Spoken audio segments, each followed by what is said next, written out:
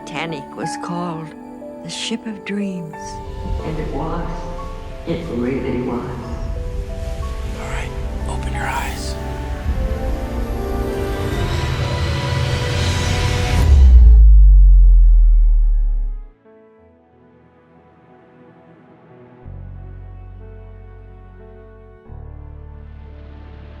April রাত 11:40 Friedrich flat ও Reginald লি টাইটানিকের cruise নেস্টে দাঁড়িয়ে আইসবার্গের দিকে কড়া নজর রাখছে।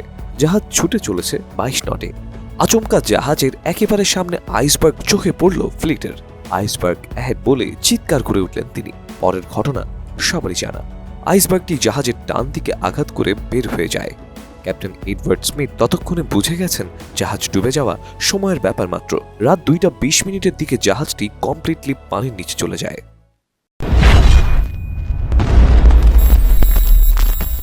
টাইটানিক ডুবে যাওয়ার পরে কেটে গেছে 112 বছর। তবুও টাইটানিকের নাম শোনেনি এমন মানুষ খুঁজে পাওয়া কঠিন। টাইটানিককে অমর করে রাখার পেছনে সবথেকে বড় অবদান এর অকাল মৃত্যু। এছাড়াও জেমস ক্যামেরনের অবদানও কম না।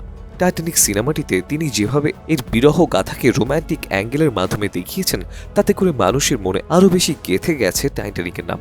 অথচ এই 112 বছরে এর থেকেও অনেক বড় এবং জাঁকজমকপূর্ণ জাহাজ এসেছে সমুদ্রের বুকে, যার সবথেকে রিসেন্ট উদাহরণ আইকন অফ দ্য সিজ, যা টাইটানিকের থেকেও 5 গুণ বড়।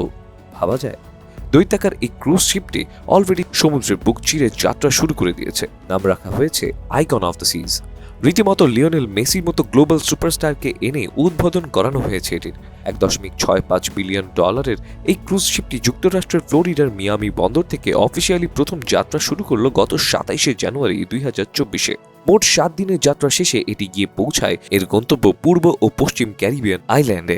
রয়্যাল ক্যারিবিয়ান কোম্পানির এই ক্রুজ শিপটির দৈর্ঘ্য 1200 ফুট এবং ওজন প্রায় 2.5 লাখ টন, যা প্রায় 1250টি নীল তিমির সমান। বিশাল এই জাহাজে প্রায় 7600 জন যাত্রী এবং 2350 জন ক্রুর থাকার ব্যবস্থা আছে। এতে থাকা ক্যাটাগরি 6 নামে ওয়াটার পার্কটি এখন পৃথিবীর সবচেয়ে বড় ভাসমান ওয়াটার পার্ক। যাত্রীদের দাপাদাপি করার জন্য এতে আছে রেকর্ড সংখ্যক 6টি ওয়াটার স্লাইড। তবে যারা একান্তে সময় কাটাতে চান তাদের জন্যও আছে 7টি পুল এবং 9টি ওয়ার্লপুল।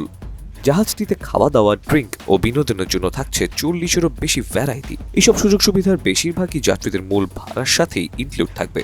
যাত্রীদের জন্য এতে আছে 20টি ডেক এবং আশেপাশের আরও 8টি এলাকা। বাচ্চা কাচ্চা নিয়ে যে কাপলরা যাবেন তাদের জন্য যেমন স্পেশাল ফ্যাসিলিটি আছে, তেমনি শুধু প্রাপ্তবয়স্কদের জন্য আছে বিশেষ ব্যবস্থা। ক্রুজ শিপটির সামনের দিকে আছে অ্যাকোয়াডোম, যেখানে আছে 55 ফুট লম্বা একটি আস্ত ওয়াটারফল। আরও আছে বিশাল এক সেন্ট্রাল পার্ক, যেখানে আছে ভাস্কর্য এবং প্রচুর পরিমাণে গাছপালা। থ্রিল আইল্যান্ড নামে বিশাল আকার ওয়াটার পার্কও আছে এই ক্রুজ শিপটিতে।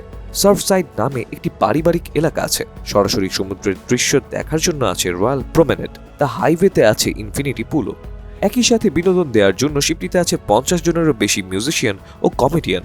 আছে 16টি অর্কেস্ট্রার আয়োজন। রয়্যাল ক্যারিবিয়ান ইন্টারন্যাশনালের ভাষ্যমতে আইকন অফ দ্য সিজে ব্যবহার করা হয়েছে সর্বাধুনিক প্রযুক্তি। প্রতিষ্ঠানটি তাদের 5 দশকের দীর্ঘ অভিজ্ঞতার আলোকে এটি নির্মাণ করেছে। এর আগে তারা অন্য কোনো ক্রুজ শিপ তৈরি করতে এত বেশি সময় নেয়নি। এই ক্রুজ শিপটির আরেকটি দিক খুবই important. Icon of the seas Royal Caribbean ইন্টারন্যাশনালের প্রথম ক্রুজ শিপ, যা লিকুইড ন্যাচারাল গ্যাস ও ফুয়েল সেল টেকনোলজিতে চলবে। প্রতিষ্ঠানটি ধীরে ধীরে পরিবেশ বান্ধব প্রযুক্তির দিকে ঝুঁকছে। প্রতিদিন প্রায় 2600 কর্মী আইকন অফ দ্য সিজ নির্মাণের কাজ করেছেন। এমনকি সমুদ্রে টেস্ট ড্রাইভের সময় শত শত এক্সপার্ট এই ক্রুজ শিপ প্রমোত্তরিতে ছিলেন। তারা 4 দিন ধরে জাহাজটির সক্ষমতা যাচাই করেন। এখন কথা হচ্ছে 7 দিন ধরে ক্যারিবিয়ান সমুদ্রের বুকে এত আয়োজন উপভোগ করতে হলে কত টাকা খরচ করতে হবে। জানা গেছে প্রথম যাত্রায় জনপ্রতি গুনতে হয়েছে $1800 থেকে $2200। সামর্থ্য থাকলে তাই আপনিও চড়ে বসতে পারেন অবিশ্বাস্য এই ক্রুজ শিপে। ঘুরে আসতে পারেন মায়ামি হয়ে ক্যারিবিয়ান আইল্যান্ডগুলো।